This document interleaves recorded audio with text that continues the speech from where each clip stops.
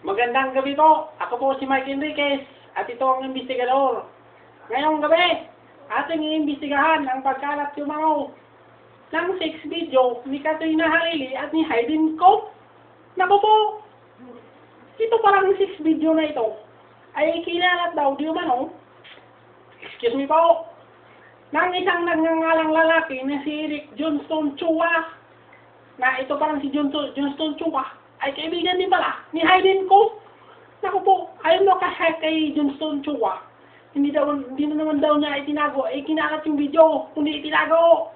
Kaya nga daw, ibig sabihin ng Hayden ko itinago ko. Naku po, napakaranyakas talaga nitong si Hayden ko at saka nitong Johnston Chua.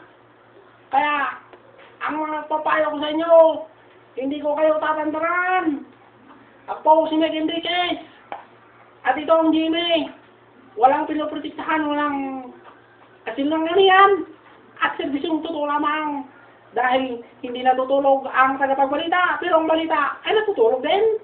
Naku po, hindi ko kayo tatantaran.